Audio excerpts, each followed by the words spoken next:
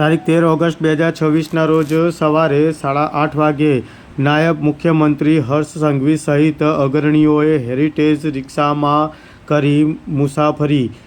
વડનગરમાં ઐતિહાસિક દિવસ નિમિત્તે 21 હેરિટેજની રિક્ષામાં કરાઈ હતી મુસાફર।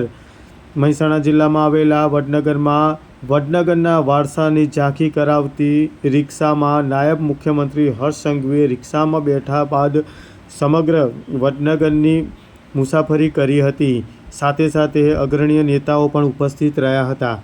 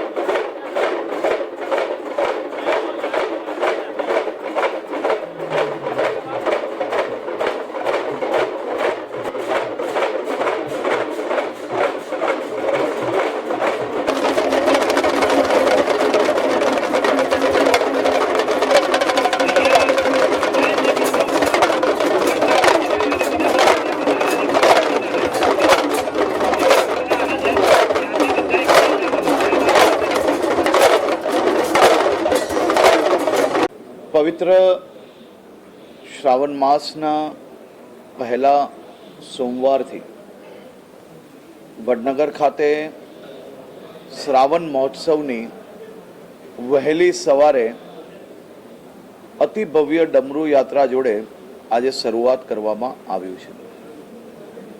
જય હાટકેશના નાદ સાથે વડનગરના નાગરિકો, મહિલા મંડળો અને શહેરીજનો સાથે મળીને દરરોજ સવારે પ્રભાત ફેરી મારફતે ભગવાન શિવજીના ચરણોમાં વંદન કરવા આખું શહેર જાણે કે ડમરૂ યાત્રામાં પરિવર્તિત થયું હોય।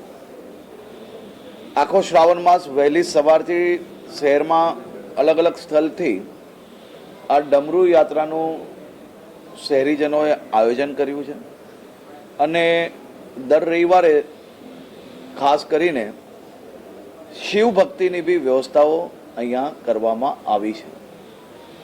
આ અદ્ભુત નજારો જોવા માટે રાજ્યના સૌ નાગરિકોને હું વડનગર ખાતે આવવા માટે ખાસ કરીને આમંત્રણ આપું છું।